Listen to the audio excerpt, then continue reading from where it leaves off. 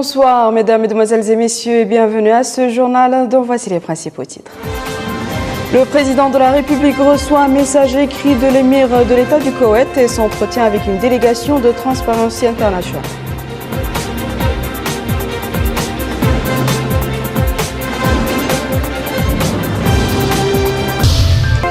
Notre pays abrite le séminaire régional sur les méthodes et mécanismes de protection et d'assistance aux victimes et aux témoins.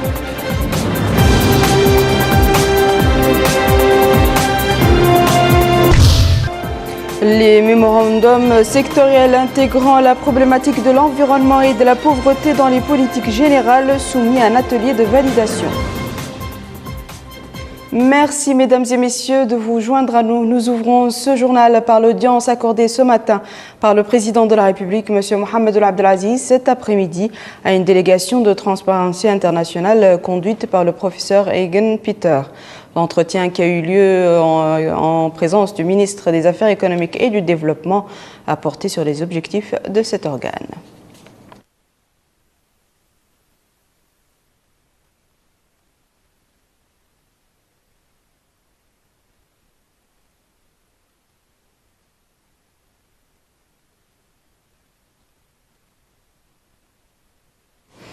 À la sortie d'audience, le chef de la délégation de Transparency International a déclaré avoir exprimé au président de la République l'importance que leur organisation accorde au combat engagé par notre pays contre la corruption. On avait l'honneur et le privilège de parler avec son Excellence, le président de la République, pour expliquer comment et pourquoi nous sommes ici, dans votre pays. Nous avons expliqué que c'est important que la lutte contre la corruption qui a lancé le gouvernement est bien reconnue par le monde entier et qu'il y a certains achèvements, certains succès comme par exemple dans le secteur extractif, qui ne sont pas bien connus dans le monde. Et c'est pourquoi nous sommes très contents d'avoir l'opportunité de travailler avec le ministre d'économie en la préparation d'une conférence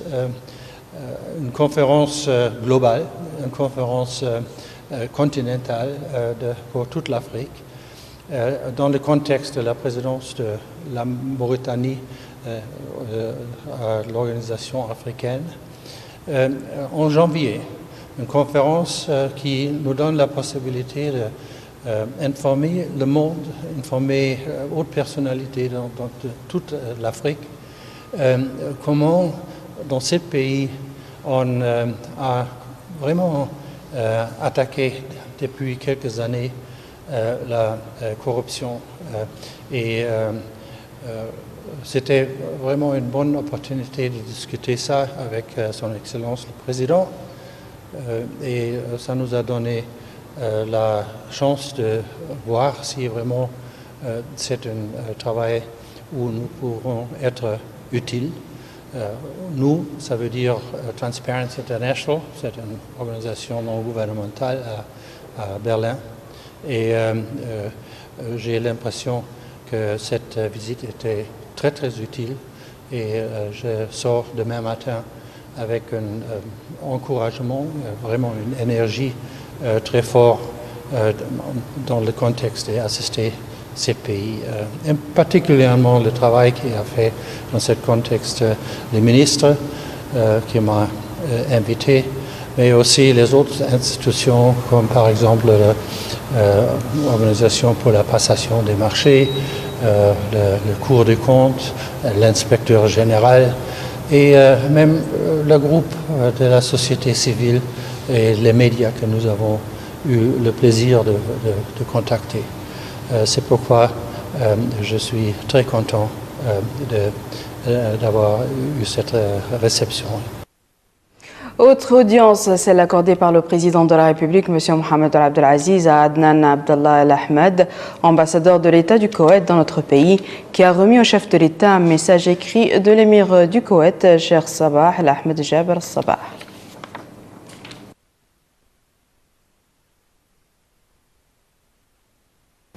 La santé, l'école et les infrastructures bénéficieront d'un intérêt particulier durant le second mandat présidentiel. Mieux, le président de la République, M. Mohamed Abdelaziz, dans son discours à la nation à la veille de l'indépendance nationale, a décrété que l'année 2015 sera l'année de l'enseignement. Mohamed Emile Bakar. نعلن سنة 2015 سنة التعليم.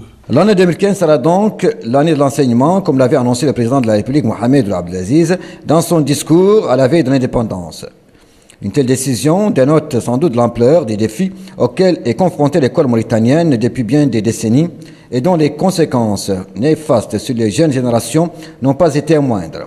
En effet, l'inadaptation des programmes pédagogiques, le recul très constaté du niveau des élèves et la chute permanente du taux de réussite, ainsi que le peu d'intérêt accordé par les élèves eux-mêmes à l'enseignement, ont démontré l'inefficacité et l'échec de la série de réformes du système éducatif qui est resté toutes ces années malade ou même agonisant.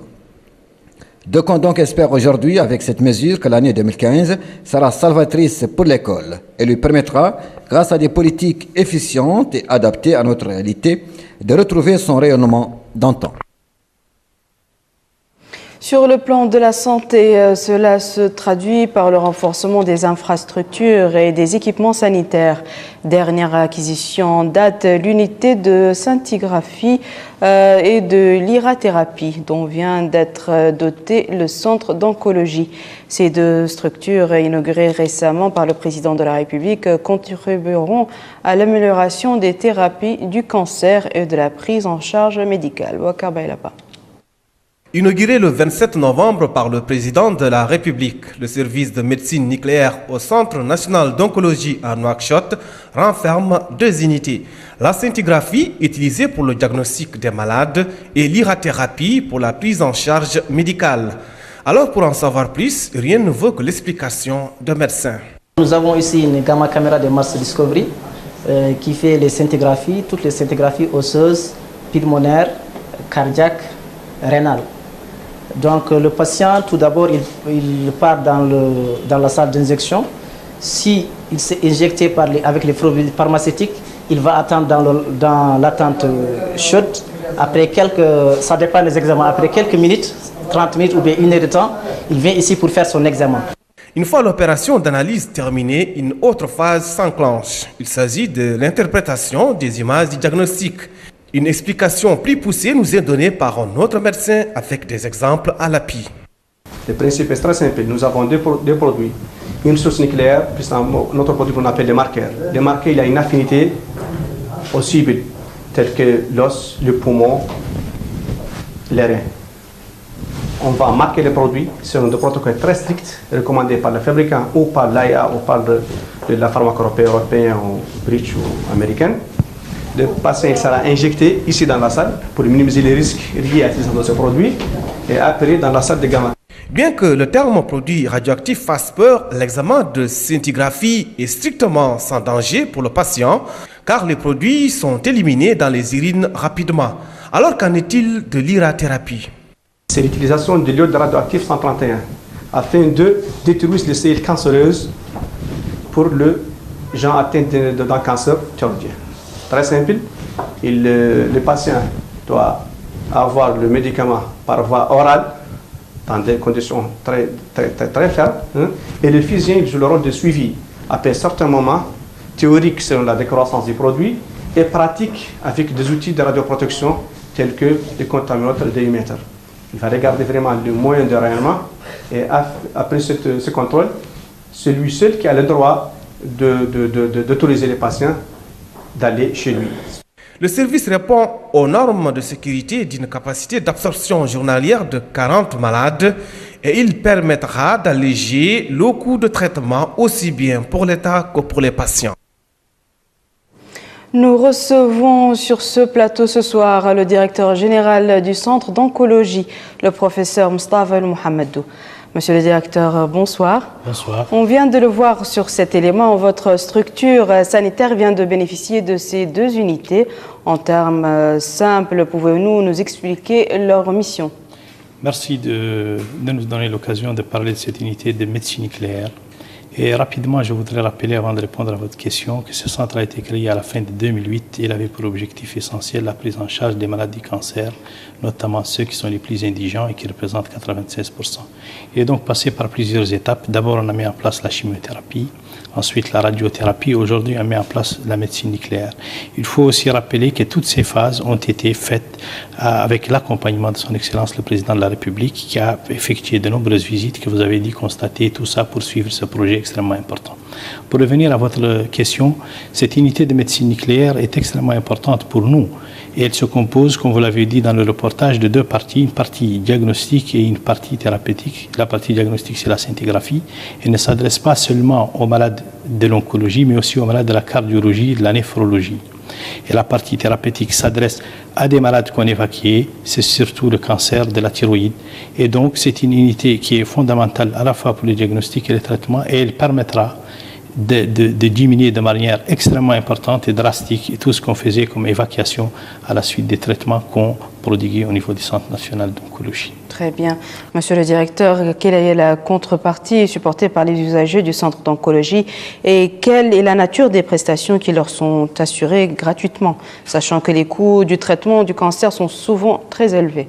D'après nos calculs, un malade du cancer coûte en moyenne 1 500 000 ouguiya. Au niveau du Centre national d'oncologie, pour tous ceux qui n'ont pas une assurance et qui sont 96%, comme j'ai dit, la prise en charge est totalement gratuite. La consultation est gratuite, l'hospitalisation est gratuite. C'est, je crois, que le seul pays au monde qui fait de la radiothérapie gratuitement et la chimiothérapie est gratuite. Pour exemple, en 2010, on avait distribué pour l'équivalent de 20 millions d'ouguiya en médicaments et cette année 2014, 4 ans plus tard, on est à 200 millions d'ouguiya, c'est-à-dire 10 fois plus. Et l'État supporte tout cela. Il faut dire que les malades qui en profitent sont des malades qui n'avaient pas la possibilité de se faire évacuer parce qu'ils n'avaient pas de couverture sanitaire, parce qu'ils n'avaient pas la possibilité, ils ne connaissaient pas les gens pour se faire évacuer. Et donc c'est une structure extrêmement importante et qui rend un service évident et que l'on constate tous les jours. Tout à fait. Quelle évaluation faites-vous aujourd'hui, si possible en termes de chiffres, des évacuations à l'étranger? Autrement dit, connaissent-elles une régression depuis la mise en fonction du centre d'oncologie? Il est évident que les évacuations connaissent une nette régression parce que le cancer se traite aujourd'hui, surtout les cancers les plus fréquents et le cancer chez la femme qui est celui du col et du sein sont entièrement pris en charge actuellement en Mauritanie, depuis la chirurgie jusqu'à la radiothérapie en passant par la chimiothérapie. Très peu de malades se font évacuer. Très peu de malades se font actuellement évacuer. Et c'est l'occasion de rappeler à certaines personnes qui continuent à partir à l'étranger, quelquefois sur leur propre compte, ou en mettant des pressions, qu'il faut avoir confiance à ce centre qui est devenu une référence au niveau de la région. Et les soins qui y sont prodigués sont des soins qu'on prodigue partout en Europe, dans les pays du Maghreb.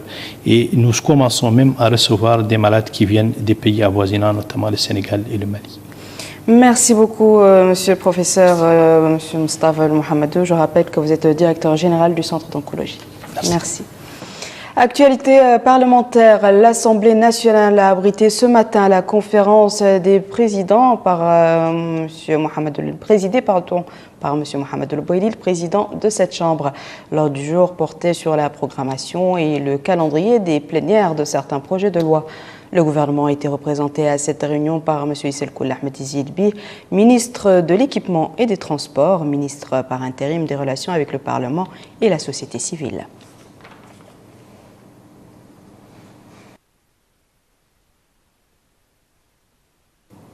Toujours à l'Assemblée nationale, son président, M. Mohamedou El Boili, a eu aujourd'hui des entretiens avec la représentante résidente du PNUD, Mme Koumba Margadio. L'entrevue a porté sur les relations de coopération entre la Mauritanie et le système des Nations Unies et les domaines dans lesquels il peut appuyer notre Parlement. Et on clôture ce chapitre de l'actualité parlementaire par l'annonce aujourd'hui de la création d'un nouveau réseau parlementaire et d'élus locaux pour la défense et la préservation de l'environnement. Ce nouvel organe est présidé par le député de Ouadane, M. Sidi Baba Oulaha. Son objectif, sensibiliser et mobiliser les populations, l'administration et les partenaires au développement pour aider le gouvernement à mettre en œuvre sa politique en matière d'environnement. Au volet de la justice, il était question aujourd'hui d'analyser dans le cadre d'un séminaire régional les méthodes et mécanismes de protection et d'assistance aux victimes et aux témoins. Il s'agit d'une rencontre organisée conjointement par le ministre de la Justice et l'Office des Nations Unies pour la lutte contre la drogue et le crime organisé. Elle va durer 3 jours. Abdelrahman Hamad. Cette réunion sur la protection et l'assistance aux victimes et témoins dans les pays du Sahel, tenue ici à Nouakchott, a pour objectif l'échange de points de vue, d'expériences et expertise entre les acteurs judiciaires, sécuritaires et de la société civile dans les pays du Sahel sur la situation et les perspectives de l'amélioration de l'assistance et de la protection des victimes et des témoins dans les systèmes pénaux des pays du Sahel. Dans son mot d'ouverture, le ministre de la Justice, M. Sidi Ould Zeine, a indiqué que le combat des pays du Sahel contre les crimes organisés en général et le terrorisme en particulier nécessite la coordination permanente et la synergie d'efforts de tous ces pays, soulignant que l'État a disponibilisé tous les moyens nécessaires pour que le secteur de la justice joue pleinement son rôle dans l'opération de construction et de développement et a créé les conditions propices pour qu'il soit indépendant et capable à faire face aux défis. La rencontre qui dure 3 jours est organisée par le ministère de la Justice en collaboration avec l'Office des Nations Unies contre la drogue et les crimes qui vient de lancer une mission d'assistance au profit des pays du Sahel basée sur une vision intégrée et participative. C'est avec plaisir que je participe à l'ouverture de la réunion sous-régionale des États du Sahel sur la protection des témoins. Celle-ci marque le début des activités de l'UNODC en Mauritanie dans le cadre de sa contribution à la stratégie intégrée des Nations Unies sur le Sahel. La stratégie a été formulée dans une résolution du Conseil de sécurité de 2012. Elle prévoit un ensemble d'actions complémentaires des différentes entités des Nations Unies en vue de renforcer la bonne gouvernance, la sécurité, notamment la lutte contre le terrorisme et le crime organisé et la situation humanitaire dans les États de la sous-région. L'ONUDC est et sera toujours à vos côtés pour travailler avec vous et renforcer vos capacités dans ces domaines. Nous sommes convaincus que le développement durable ne pourra se faire sans renforcement de l'état de droit et que la lutte contre la criminalité, la corruption et le terrorisme doit avoir comme objectif premier le bien-être des populations locales par des réponses préventives et répressives équilibrées. Les représentantes de l'ONU Femmes et de la délégation des Nations Unies au Mali ont tour à tour évoqué des questions se rapportant aux conséquences des crimes sur les franges vulnérables, mettant l'accent sur l'importance de protéger les témoins de ces crimes et de fournir l'assistance aux victimes. Outre les pays du Sahel, participent à cette rencontre des représentants du Maroc, de l'Algérie, du Sénégal et de l'Afrique du Sud. Lors de son déplacement à Kaïdi, le ministre des Affaires islamiques et de l'enseignement original, M. Ahmed El Daoud, a visité l'Institut régional de l'enseignement original sur lequel il s'est informé de ses activités et les problèmes auxquels il est confronté. Le ministre a ensuite tenu une réunion avec la direction et les professeurs de l'Institut sur lequel son directeur lui a présenté un exposé détaillé. M. Ahmed El Daoud a aussi visité des mahadras et constaté à travers le nombre important d'élèves qui y sont inscrits le rôle important que ces écoles jouent dans l'enseignement du Saint-Coran et des sciences islamiques et à la propagation des valeurs d'un islam modéré et tolérant. Lui-même a invité les cheikhs de ces mahadras à continuer à perpétuer cette noble mission, affirmant que son département contribue à l'effort de l'éradication des séquelles de l'esclavage à travers les imams et les cheikhs de mahadra. Un autre ministre à l'intérieur du pays, celui des pêches et de l'économie maritime, M. Nani Chouroqa, a présidé aujourd'hui à Nouadhibou une réunion d'évaluation de la visite qu'il a effectuée au niveau des entreprises et services relevant de son département. Malika Nagli. À Nouadhibou, le ministre des Pêches et de l'économie maritime a effectué une visite au niveau des entreprises et services relevant de son département. La première étape a été l'Académie militaire maritime, au cours de laquelle il a reçu des explications détaillées données par le commandant de l'Académie. Cet exposé a présenté le rôle et les missions de cette académie qui forme nos jeunes dans le domaine maritime. La délégation ministérielle a visité les différents départements de cette académie maritime militaire.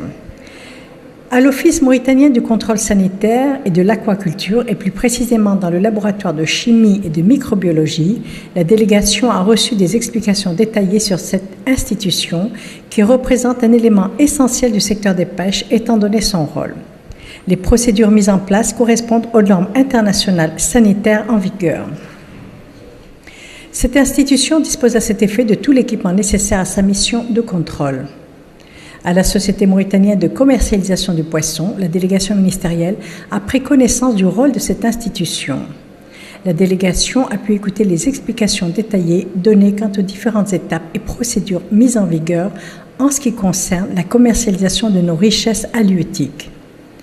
À la Société de fabrication d'embarcations côtières, la délégation ministérielle a passé en revue les différentes étapes de fabrication des embarcations et des développements qu'a connu ce projet. Fabriqués sans embarcation selon les normes exigées et respectées par la société en charge de leur fabrication. L'extension du port autonome de Nouadhibou est également l'objet de la visite du ministre des Pêches et de l'économie maritime. Au cours de celle-ci, les responsables du port ont souligné l'apport et l'importance de cette extension et ses retombées positives sur le secteur des pêches qui représente un pan important du budget de l'État. La délégation ministérielle, présidée par M. Nani Ouchrouqa, a pu également ainsi admirer la nouvelle perspective du port de Nouadhibou, qui joue un rôle prépondérant dans la politique du secteur des pêches. Au port artisanal, le ministre des Pêches et de l'économie maritime a pu avoir un contact direct avec les pêcheurs, ce qui lui a permis de s'informer des problèmes auxquels ils font face et auxquels il a prêté grande attention. M. Nani Ouchrouqa s'est engagé à résoudre leurs problèmes, à privilégier notamment la main-d'œuvre locale et à ne ménager aucun effort visant à améliorer leurs conditions de vie. Le ministre a également visité plusieurs unités de traitement des produits halieutiques, de la poutargue et de l'huile de poisson, où il a pu suivre les différentes étapes de fabrication. Lors de ces visites, le ministre a insisté sur le respect des normes et procédures dans le traitement des produits halieutiques et du respect de l'environnement. Le ministre s'est également adressé aux populations de la capitale économique par le canal de la radio régionale, passant en revue la stratégie du secteur et les opportunités qu'elle offre. Le directeur général de l'Agence nationale Tadamoun poursuit sa visite dans les localités est du pays. Dans la localité de Mbaye Savra, relevant de la Muqata'a de Tembadra, Maître Hamdil Mahjoub a inauguré un centre de santé. Malika Naqli toujours. Par ce geste, le directeur général de l'Agence nationale Tadamoun pour la lutte contre les séquelles de l'esclavage, l'insertion et la lutte contre la pauvreté, Maître Hamdil Mahjoub, inaugure un centre de santé dans la localité de Mbaye Safra, relevant de l'arrondissement de Boustela dans la Muqata'a de Tembadra, dans la wilaya du Houd el-Sharqi. À cette inauguration était présent le wali, M. Mohamed Aminou Bil'Amesh. Cette inauguration entre dans le cadre de la mise à disposition des infrastructures de base aux franges sensibles de la population et à l'amélioration de leurs conditions de vie, au grand bonheur des populations, dont le représentant a exprimé leur gratitude et remerciements au président de la République, M. Mohamed Abdelaziz, qui accorde un intérêt particulier aux populations nécessiteuses et dans les zones enclavées. Le représentant des populations a souligné leur appréciation de la réalisation des engagements pris en la faveur. Il a souligné que, de fait, la problématique de l'esclavage est en fait un problème d'ignorance. Cette citoyenne souligne que dans leur village, il n'y a pas d'esclavage, mais un manque d'instruction et d'infrastructures de base relatives à l'éducation, à la santé et à la disponibilisation de l'eau potable. Le directeur général de Tadamoun, Maître Hamdil Mahjoub, a à cette occasion indiqué que l'agence Tadamoun a été créée par son Excellence le Président de la République, M. Mohamed Abdelaziz, pour soutenir les populations les plus démunies, notamment dans les zones enclavées. Il a évoqué l'importance de l'impact de la nouvelle structure sanitaire sur les habitants de la zone avant d'exhorter les populations à inscrire leurs enfants aux écoles publiques. Le wali du Houd el-Sharqi a remercié l'Agence nationale Tadamoun pour la réalisation de l'engagement pris il y a 6 mois en ce sens et qui permet aux populations de Mbaye Safra et des localités avoisinantes de bénéficier de soins de base. Les populations de Mbaye Safra et des localités avoisinantes se sont déclarées réjouies de la disponibilisation de ce centre de santé qui répond à leurs préoccupations. Le chef de centre de santé a souligné que cette infrastructure répond aux nécessités des populations. Ici à Nouakchott, les mémorandums sectoriels ont été soumis par le ministère des Finances à un atelier de validation. Ces mémorandums intègrent la problématique de l'environnement et de la pauvreté dans les politiques générales. Babacar Ndiaye. Une meilleure intégration des questions pauvreté et environnement dans les programmes et politiques, c'est ce que prônent les notes sectorielles sur l'agriculture, la pêche, l'élevage, l'hydraulique et l'assainissement. Ces secteurs regroupent 60% de la population active et contribuent à la sécurité alimentaire, à la nutrition et à l'économie du pays. Ces notes sectorielles s'inscrivent dans le cadre des efforts des pouvoirs publics dans l'atteinte d'un développement durable, conformément à ces engagements tenus lors du sommet de Rio+20 en 2012. Rappelant leur objectif, le secrétaire général du ministère des Finances a précisé qu'elles vont faciliter l'intégration des questions de l'environnement et de la pauvreté dans le processus de développement et de budgétisation des politiques de développement de l'État. Pour le représentant du PNUD en Mauritanie, elle devrait permettre au gouvernement d'avoir un large inventaire sur les stratégies à mettre en œuvre en matière de politique de développement. La problématique traitée par cette consultation revêt une importance toute particulière, puisque l'intégration des dimensions environnementales dans les politiques publiques requiert une bonne compréhension de l'état des lieux des différentes problématiques et de diverses options de gouvernance. Dans ce cadre, la synthèse des études ayant porté sur des évaluations environnementales stratégiques ou des évaluations économiques devient un élément fondamental d'une gouvernance durable. Ces notes sectorielles vont servir de base à l'inauguration de politiques sectorielles au niveau central, régional et local. D'autres secteurs clés comme les mines, l'énergie, l'urbanisme et l'habitat devraient également connaître le même processus d'intégration des questions liées à l'environnement et à la pauvreté. Un autre atelier, cette fois-ci sur le plan de la santé, visait l'adoption du plan stratégique national de lutte contre la tuberculose. Participant à cet atelier, des fonctionnaires du ministère de la Santé, des acteurs de la société civile et des partenaires au développement qui débattront des grands axes de cette stratégie aminatakal.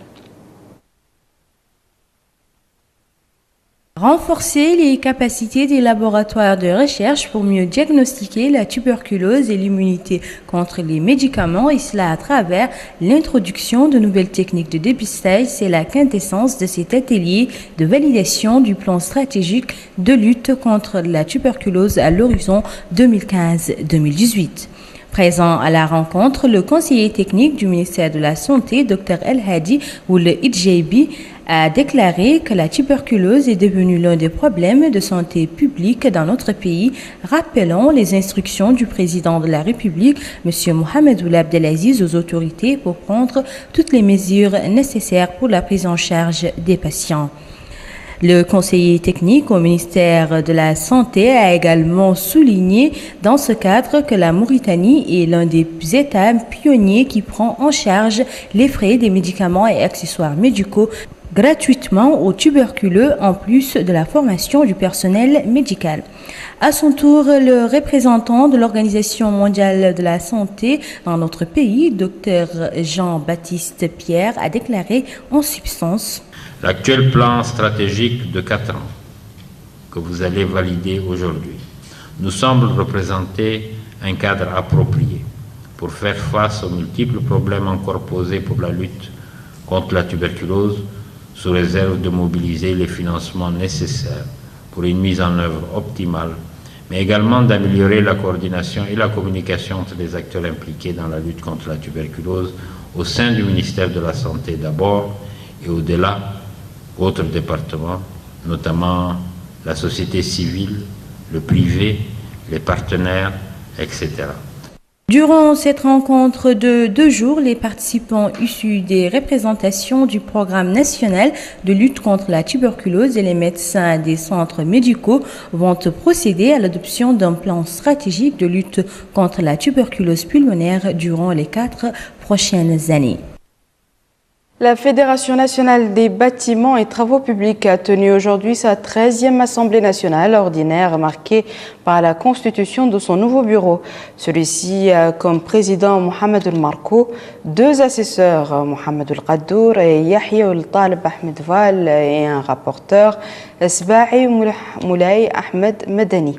L'ordre du jour de cette assemblée a comporté l'approbation du rapport d'activité et du rapport financier du bureau sortant, l'approbation du règlement intérieur et le maintien du statut resté sans changement, et enfin le renouvellement des instances et de la fédération.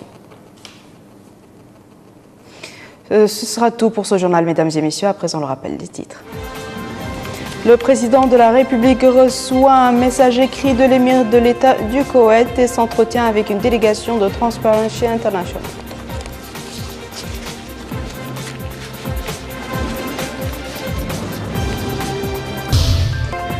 Notre pays abrite le séminaire régional sur les méthodes et mécanismes de protection et d'assistance aux victimes et aux témoins.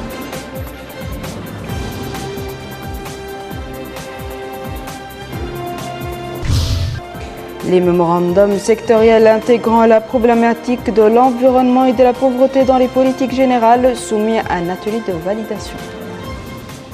C'est la fin de ce journal, mesdames et messieurs. Merci à vous de nous avoir suivis. Merci de votre fidélité. À la semaine prochaine, Inch'Allah.